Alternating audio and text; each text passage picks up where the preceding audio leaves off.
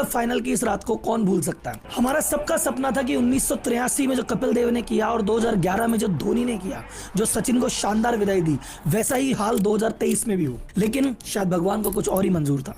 हर बड़ा छोटा बच्चा बूढ़ा आप मैं सब उदास है और ये गम सालों तक हमें सताएगा। लेकिन आज एक बहुत बढ़िया चीज आपको मैं बताने वाला हूँ। उस दिन शायद हम क्रिकेट का एक मैच जरूर हार गए हों, लेकिन क्रिकेट की दुनिया में हमने ऐसा मैच जीत लिया है कि हमें आने वाले कई वर्षों तक कोई हरा नहीं पाएगा। 83 से लेकर 2023 में क्या फर्क आया आपको कुछ घटनाओं से समझते हैं। 1983 में जो वर्ल्ड कप जीता था कपिल देव जी ने, उस टीम को सम्मान देने के लिए, गिफ्ट देने के लिए भारतीय क्रिकेट बोर्ड के पास कोई पैसा नहीं था। उनके पैसे जुटाने के लिए हमारी स्वर कोकिला लता मंगेशकर जी को एक कॉन्सर्ट ऑर्गेनाइज करना पड़ा था और उसके पैसों से जाके उनका सम्मान हो पाया था। 1983 में इंग्लैंड क्रिकेट बोर्ड ने भारत को 2 एक्स्ट्रा टिकट देने से मना कर दिया था और आज 2023 में भारत करोड़ों रुपए के टिकट बेच रहा है। एक मैच की टिकट 1-1 लाख की जा रही है तो भी लोग ले रहे हैं। और बीसीसीआई जहां खड़ा है उसमें धीरूभाई अंबानी का बहुत बड़ा हाथ है। अब फिर बोलेंगे राहुल जी यहाँ पे भी आप मोटा भाई को लिया। नहीं सर, ये मोटा भाई के पिताजी आए यहाँ पे और वो आते हैं तो काम बड़े होते हैं। बीसीसीआई करोड़ों रुपए कमाता है पर टैक्स नहीं देता है। क्यों? बीसीसीआई 1983 में इतना गरीब क्यों था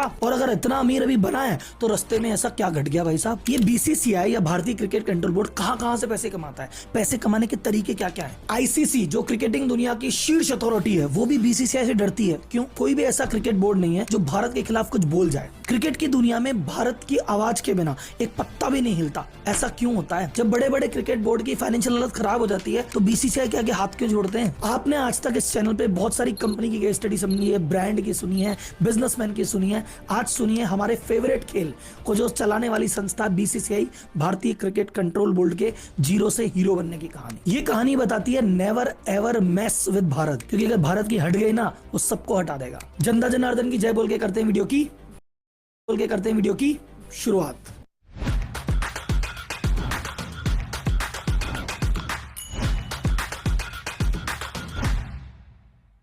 वीडियो अपन बनाएंगे 4 पार्ट में। पहला पार्ट 1983 से चालू हुआ कि इतना गरीब क्यों था। दूसरा पार्ट हम में अमीरी आई कैसे, धीरे धीरे हम कैसे मजबूत बने। तीसरे पार्ट में अपन चर्चा करेंगे कि कैसे बीसीसीआई अलग अलग सोर्सेस से पैसा कमाता है, इसकी कमाई का जरिया क्या है। एंड लास्ट में चौथा कि बाकी बोर्ड और आईसीसीआई में इनको हरा के और क्रिकेट की दुनिया में एक छत्र राज्य कैसे स्थापित किया और उसके कई एग्जाम्पल आपको बताऊंगा। तो कहानी शुरुआत करते हैं 1983 के वर्ल्ड कप से। 1983 के वर्ल्ड कप में बीसीसीआई, भारतीय क्रिकेट कंट्रोल बोर्ड की क्या हालत थी। फाइनल हो रहा था इंडिया और वेस्ट इंडीज के बीच में। किसी ने नहीं सोचा था कि यार ये दोनों टीमें फाइनल में पहुंचेगी। ये वेस्ट इंडीज का तो फिर भी पता था पर इंडिया पहुंचेगी किसी को नहीं पता था। मैच हो रहा था इंग्लैंड में, तो अगर इंग्लैंड में मैच हो रहा है और इंग्लैंड की टीम ही फाइनल में नहीं है तो स्टेडियम लगभग खाली सा पड़ा है। उसी समय इंडिया के एक यूनियन मिनिस्टर सिद्धार्थ शंकर रे किसी विजिट से, ऑफिशियल विजिट से लंदन आए हुए थे। तो उन्होंने कहा मैं और मेरी पत्नी जाके अपनी भारतीय टीम फाइनल में आई है, मैच देखे आते हैं। उन्होंने बीसीसीआई प्रेसिडेंट को फोन किया कि यार 2 एक्स्ट्रा टिकट अरेंज करा दो, स्टेडियम तो खाली पड़ा है। अब बोर्ड का प्रेसिडेंट बोल रहा है कि हमारी टीम फाइनल में है, 2 टिकट करा दो। अपने इंडिया में तो पार्षद सरपंच करा देते इतना जुगाड़, तो वहां बीसीसीआई प्रेसिडेंट फोन लगा रहा है यूनियन मिनिस्टर के लिए। इंग्लिश क्रिकेट बोर्ड ने कहा नहीं है टिकट, जाओ। कोई बात नहीं, बात आई गई होगी, लेकिन जो उस समय बीसीसीआई के प्रेसिडेंट थे एनकेपी साल्वे, ये बात उनको चुप गई, किरकिरी हो गई। बोले यार अब यार ये तो नहीं चलेगा, अब कुछ तो इनका करना पड़ेगा, ये तो इन्होंने ज्यादा ही दिखा दिया। अच्छा, उस समय अगर अपन देखेंगे तो वर्ल्ड कप शुरुआत होता 1975 से, तो 1975, 79, 83 ये तीनों वर्ल्ड कप इंग्लैंड में ही हो रहे थे। उन्होंने कहा इंग्लैंड में वर्ल्ड कप हो रहा है, इसको इसी बात का घमंड है, पहली बार तो वर्ल्ड कप इंग्लैंड से बाहर लेके जाएंगे। अच्छा, दूसरी चीज एक आप कह सकते हैं कि सर उस समय भारत ने विरोध क्यों नहीं किया, एनकेपी ऐसे नहीं कर देते, वैसे नहीं कर देते। उस समय सर हमारे बजट की आपको हालत बताता हूँ, बीसीसीआई चल रहा था लॉस में। हमारे खिलाड़ियों को, कपिल देव जो भाई साहब उस लेवल पे परफॉर्मर है, उनकी जो सैलरी थी वो थी 1500 रुपए पर मैच और उनको 200 रुपए डेली अलाउंस मिलता था। जो अपने खिलाड़ियों को ये देता हूं तो सोचो क्या बजट होगा और क्या विरोध करेगा। 1983 में जब वर्ल्ड कप जीत के खिलाड़ी आए तो बोर्ड ने कहा खिलाड़ी जीत के तो आ गए, फिर इनको इनाम देने के लिए, इनका सम्मान करने के लिए कुछ है ही नहीं। फिर लता मंगेशकर जी बीच में आई।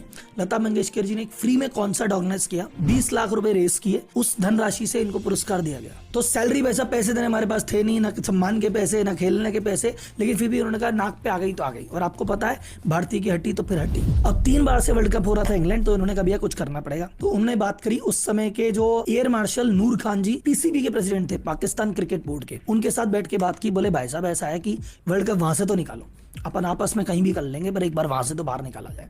तो इन्होंने आपस में लॉबिंग कर ली, ऑस्ट्रेलिया को भी साथ में ले लिया, बाकी को भी साथ में ले लिया कि इंग्लैंड में नहीं होने देंगे। तो आईसीसीआई में जब वोटिंग हुई कि भाई अगला वर्ल्ड कप कहाँ होगा, तो इन्होंने वोटिंग सारे एक पक्ष में कर दी और 16-12 के वोट के अंतर से ये पहली बार वर्ल्ड कप इंग्लैंड से बाहर गया और ये भारतीय धरती पे 87 में हुआ। अगर कोई भी कंट्री अपने यहाँ वर्ल्ड कप कर रही है तो वो बाकी मेंबर कंट्री को पैसा देती है कि चलो तुम वर्ल्ड कप में पार्ट ले रहे हो, हम होस्ट है, तुम आओ।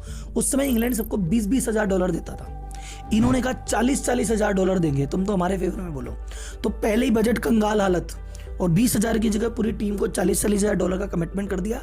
पर जैसे नाक पे ले देख के 87 में वर्ल्ड कप को लेके आ गए इंडिया में। वर्ल्ड कप की अप्रूवल तो आ गए 87 में यहाँ होगा, पैसे तो है ही नहीं भाई साहब। इनको 40-40 हजार डॉलर देने एक टीम को, फिर मैच की व्यवस्था करनी है, ट्रेवलिंग की व्यवस्था करनी है, फूड की करनी है, होटल की करनी है, करे तो करे क्या, जाए तो जाए कहाँ। इस पूरे वर्ल्ड कप के आयोजन के लिए उस समय इनको पैसे की आवश्यकता थी 20 करोड़ रुपए की। और स्पॉन्सरशिप की जब बात गई तो स्पॉन्सरशिप से टोटल आए 38 लाख रुपए। अब 20 करोड़ की जरूरत है, 38 लाख आए, तो बाकी पैसे कहां से आए। तो प्रेसिडेंट साहब गए, उन्होंने गवर्नमेंट से हेल्प मांगी। उस समय राजीव गांधी जी ने लगभग 4 करोड़ रुपए की इनको सहायता की, लेकिन 4 करोड़ से भी होना कुछ नहीं था। फिर फाइनली आपको पता है कि जब ऐसी कोई भी स्थिति होती है, बिजनेसमैन ही है जिसके पास आप जा सकते हो और वो फंड की व्यवस्था कर सकता है। और उस समय भारत के सबसे बड़े बिजनेसमैन और इन चीजों में आगे बढ़ने वाले थे एक ही हमारे मोटा भाई के पापा जी। तो धीरूभाई मनी जी एंटर हुए, उन्होंने उस समय 6 करोड़ रुपए दिए और कहा और कोई सुविधा है तो मुझे बताना। लेकिन 1987 के वर्ल्ड कप का नाम था रिलायंस वर्ल्ड कप। जैसे तो फिर अंबानी के सहयोग से वो वर्ल्ड कप हुआ। वो वर्ल्ड कप में हम हार गए, हमारे हाथ जीत तो नहीं लगी, लेकिन हम एक तरह से डिप्लोमेटिकली जीत चुके थे कि हम वर्ल्ड कप इंग्लैंड से बाहर ले आए और हमारी धरती पे मैच करवा दिया। एक आकाश चोपड़ा के इंटरव्यू की रेयर क्लिप है, अगर आप देखेंगे, अगर मैं एड्रेस आप चला पाएंगे। एक टाइम था जब ये ऑस्ट्रेलिया में क्रिकेट खेलने जाते थे, हमारी टीम, बॉल खरीदने के पैसे नहीं होते थे। BCCI at that time could not afford those many balls. अगर टूर पे जा रहे हैं तो वहां पे मान लो 50 बॉल खेलने के लिए चाहिए, वो तो जैसे तैसे अरेंज करके दे दी जाती थी, पर प्रैक्टिस के लिए 200-250 बॉल की और आवश्यकता होती थी। वो नॉर्मल बॉलर से प्रैक्टिस करनी पड़ती थी, उस बॉल से प्रैक्टिस करने तक के पैसे नहीं थे हमारे पास। अब ये तो हालत हुई कि कितने हम गरीब थे और कैसे हमने जुगाड़ कर करके जैसे तैसे हम पहुंचे यहाँ तक। अब हम राइज कैसे किए उस पर आते हैं। उस समय पे देखा जाए तो ब्रॉडकास्टिंग राइट पे दूरदर्शन की मोनोपोली थी। दूरदर्शन ने कहा जो भी ब्रॉडकास्ट होगा हम ही ब्रॉडकास्ट करेंगे, और बीसीसीआई को बेचारे को ज्यादा पता नहीं था। बीसीसीआई ने बकायदा हर मैच के प्रसारण के 5 लाख रुपए बीसीसीआई दूरदर्शन को देता था कि हम मैच कर रहे हैं, प्लीज दिखा दो। फिर एक टर्निंग पॉइंट आया, जैसे एनकेपी साल्वे जी ने काम किया था। टर्निंग पॉइंट आया, आपने नाम सुना होगा शायद, जो पुराने क्रिकेट से जुड़े हैं, जगमोहन डालमिया जी, वो बने बीसीसीआई के प्रेसिडेंट। उन्होंने कहा ये बात तो गड़बड़ है, तो उन्होंने बकायदा कोर्ट में जाके इसके खिलाफ केस लड़ा कि जो ब्रॉडकास्टिंग के जो राइट है ना, दूरदर्शन के थोड़ी है, तो हम क्रिकेट करा रहे हैं, हम कराएंगे, ये राइट तो हमारे। कोर्ट केस हुआ, बकायदा कोर्ट केस जीते, और फिर बीसीसीआई को मिला कि चलो ब्रॉडकास्टिंग राइट तुम्हारे हैं, ये पैसा तुम्हारे हाथ में आएगा। अच्छा, उस समय तक इंटरेस्टिंग बात यह कि देखो 91 से पहले का पीरियड था, तो भारत में बहुत ज्यादा कमर्शियलाइजेशन नहीं था, टीवी नहीं थे, कुछ भी नहीं था। तो उस समय इनको पता नहीं था कि हमारे पास कितनी खतरनाक वैल्यू है। पर 91 में जाके जब लिबरलाइजेशन हुआ और बाकी बाजार खुला और बाकी कंपनियां आने लगी, तब इनको अपनी असली औकात समझ में आई। साउथ अफ्रीका टीम इंडिया में आई दौरा करने, और इंडिया साउथ अफ्रीका का मैच हुआ। तब साउथ अफ्रीका की टीम के प्रशासन ने बीसीसीआई से पूछा ब्रॉडकास्टिंग राइट के कितने पैसे देने हैं। अब बीसीसीआई से सर खुजा रहा है कि देने हैं, हम तो खुद ही पैसे देते हैं, आप कह रहे हो कि तो आप हमको पैसे दोगे। बोले हाँ सब देते तो हैं, आप क्या लेते नहीं क्या। तो उनको तब पता पड़ा कि बस हमारे पास तो इतना बड़ा हथियार पड़ा है इस चीज की, जिसके हम पैसे देते थे, दिखाने के 5 लाख, बल्कि हमको तो पैसे लेने चाहिए इस बात के। और पहली बार ब्रॉडकास्टिंग राइट का पैसा उस साउथ अफ्रीका वाले मैच में इनके हाथ में आया। फिर 1993 में 1993 में इंग्लैंड के खिलाफ एक मैच हुआ। उस समय $6 लाख इन्होंने ब्रॉडकास्टिंग फीस के लिए, जो लगभग उस समय के 2 करोड़ रुपए होते थे। तो तब जाके बीसीसीआई को लगा कि अपने पास भी कमाई का एक जरिया है। उसके बाद धीरे धीरे करते करते स्पॉन्सरशिप कमाते कमाते 2006-07 तक इन्होंने 650 करोड़ से ज्यादा कमा लिए थे। और 6-7 का फिगर के बाद 2008 में एक ऐसी घटना घटी, उसके बाद इनको मुड़ के देखने की जरूरत नहीं है। वो कौन सी घटना थी आपको पता है, चैट बॉक्स में बता देना, लेकिन मैं आपका सब्र का इम्तिहान नहीं लेता। वो घटना थी आईपीएल आने के बाद जो बीसीसीआई की जिंदगी में और किस्मत में बदलाव हुआ है, वो पहले कभी नहीं हुआ था वैसा।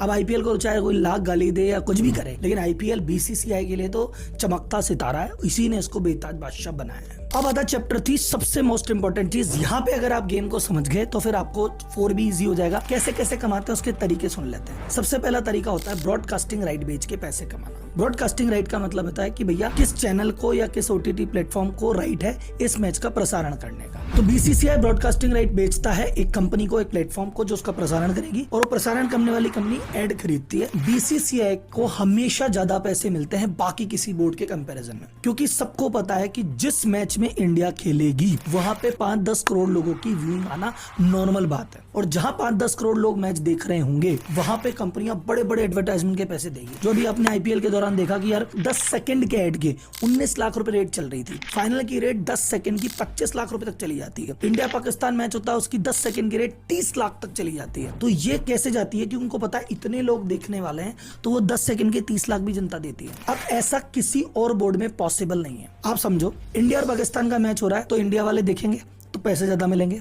अगर मैच हो रहा है पाकिस्तान और बांग्लादेश का तो देखने वाली संख्या इतनी सी रहेगी, तो जो उस मैच को ब्रॉडकास्ट करेगा बहुत सस्ते रेट में बेचेगा। बीसीसीआई का जो सीक्रेट ब्रह्मास्त्र है वो ये है, हमारे भारत की क्रिकेट लविंग जनता यानी आप यानी मैं, कि अपन लोग जब तक मैच देखते रहेंगे बीसीसीआई के पास पैसे आते रहेंगे। और इसी चक्कर में जब किसी भी बोर्ड की हालत खस्ता हो जाती है, मान लो ऑस्ट्रेलिया बोर्ड है जिसके रहा भैया पैसे ही नहीं बचे, नुकसान हो रहा है, मोटे पैसे कमाने, कैसे कमाए, बोले इंडिया से मैच कर लो, इंडिया से 5 मैच की सीरीज कर लेंगे, उसके बहुत मोटे ब्रॉडकास्टिंग राइट बिकेंगे, उसमें से भैया आधा हमको मिलेगा, हमारी फाइनेंशियल हालत सुधर जाएगी। ऑस्ट्रेलिया की हालत खराब है, वो कह रहा है मैं श्रीलंका से मैच कर लेता हूँ, वो श्रीलंका से मैच कर लेगा तो क्या ही तो राइट बिकेंगे, क्या ही पैसे मिलेंगे। तो एवरीवन, हर बोर्ड इंटरेस्टेड है कि यार इंडिया से मैच हो जाए तो मजा आ जाए। तो बीसीसीआई हमारा ब्रॉडकास्टिंग राइट से, उस पर बहुत सारे वीडियो अपन ने बना रखे हैं, जाके गूगल करके देख सकते हैं। दूसरा कमाता है टिकट की सेल से। अब सबसे ज्यादा बड़े बड़े स्टेडियम हमारे पास, सबसे नंबर ऑफ स्टेडियम भी ज्यादा हमारे पास, कैपेसिटी भी ज्यादा हमारे पास, और सबसे ज्यादा हाउसफुल भी हमारे ही होते हैं, तो सबसे ज्यादा पैसा बीसीसीआई इसमें भी कमाता है। उसके अलावा टाइटल स्पॉन्सर से कमाते हैं, किट स्पॉन्सर से कमाते हैं, वो बाउंड्री पे जो लिखा हुआ भैया वो उससे कमाते हैं, स्टेडियम के दौरान जो टिकट फूड सेल्स होती है, मर्चेंडाइज सेल होती है, उससे कमाते हैं। तो इतना सब करने के बाद आज की रेट में जो बीसीसीआई की नेटवर्थ है वो है 25,000 करोड़, और सालाना जो कमाई होती है 4,500 करोड़। तो 83 के टाइम क्या गरीबी थी और आज 2023 के दिन पे क्या अमीरी है। अगले आप समझो आईसीसी हमारे आगे एक शब्द नहीं बोल सकता। कैसे, ये इस पार्ट में समझते हैं। बीसीसीआई इकलौता क्रिकेट बोर्ड तो है नहीं वर्ल्ड में, ऐसे बहुत सारे बोर्ड हैं, लेकिन आईसीसी बहुत ज्यादा घबराता है। क्यों? क्योंकि कमाऊ पूत के ताने हर कोई सुनता है, दूध देने वाली गाय के लात हर आदमी को सहन होती है। आईसीसी का 80% रेवेन्यू इंडिया से आता है। तो हमारा बोर्ड सबसे ज्यादा कमाता है, क्लियर। हमारे खिलाड़ी भी सबसे ज्यादा कमाते हैं। टॉप 10 खिलाड़ी की लिस्ट जब भी आएगी क्रिकेट की, उसमें 10 में से 7-8 इंडिया के ही होंगे। किसी भी टीम की हालत पतली हो जाए, जैसे मैंने भी आपको समझाया, वो इंग्लैंड क्रिकेट बोर्ड जो एक जमाने में हमको 2 टिकट के लिए तरसा रहा था, जब उसकी फाइनेंशियल हालत खस्ता हो जाती है तो साल में 1-2 बार बीसीसीआई के हाथ जरूर जोड़ता है कि भाई साहब प्लीज यार एक मैच करा दो ताकि थोड़ी बहुत बैलेंस शीट सुधर जाए। हमारा दबदबा क्या है, आपको दबदबा बताता हूँ। 2008 में डीआरएस का रूल आया, जितनी भी बोर्ड थे सबने सहमति दे दी, हाँ डीआरएस लगाएंगे, डीआरएस लगाएंगे।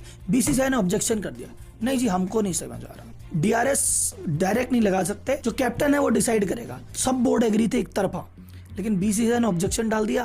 तो उन्होंने कहा अरे बड़े लोग हैं, इनके बीच में क्यों बोले। उन्होंने कहा नहीं बीसीसीआई आप जैसे बोल रहे हो वैसे ही करेंगे। दूसरा एग्जांपल, आपको किस किस को मंकी गेट याद है? हरभजन सिंह ने एंड्रू सैमंड का मजाक उड़ा दिया था और बहुत बड़ा हल्ला मच गया था उस बात का। आईसीसीआई ने एक्शन लेते हुए 3 मैच के लिए हरभजन सिंह को निलंबित कर दिया। बीसीसीआई ने कहा बात अच्छी नहीं लगी, हमारे खिलाड़ी को ऐसे कैसे कर दिया।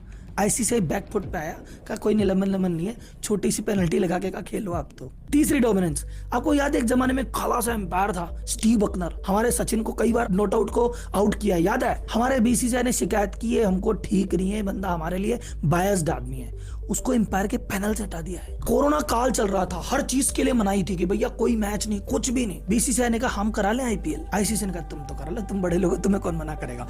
और जब आईपीएल होता है उस समय आईसीसी कोई बड़ा टूर्नामेंट रखता ही नहीं है, हमारे अलग से विंडो दे रखी है कि 2 महीने माई बाप आपके, हम 10 महीने में कर लेंगे हमारा जो कुछ करना है। यह है डोमिनेंस। ये दबदबा हमको अब मिल रहा है जब हम मेंस क्रिकेट में राजा हैं।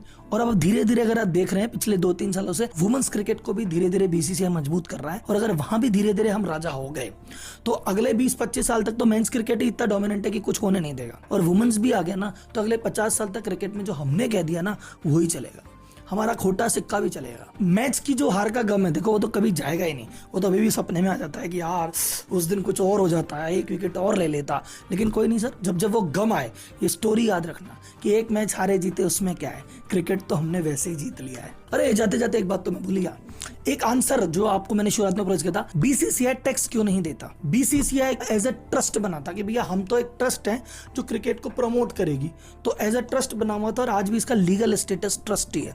इसलिए बीसीसीआई कितने भी कमाई कर ले वो 1 रुपए भी टैक्स नहीं देता बाकी किसी भी क्रिकेट वाले पोर्शन पे। हाँ, आईपीएल वाले पोर्शन को इन्होंने कहा यह प्रमोशन नहीं है तो अलग ही चीज है, तो आईपीएल से जितनी भी इनकम होती है उस पर जरूर टैक्स इनको देना पड़ता है। बाकी उसके अलावा भी पूरे वर्ल्ड कप में जो जो कमाया ना तो सब टैक्स फ्री है भाई साहब। बीसीसीआई की इस मजबूती का एक ही राज है, आपका और मेरा क्रिकेट के प्रति प्यार। जब तक ये प्यार बना रहेगा हमारा डोमिनेंस बना रहेगा।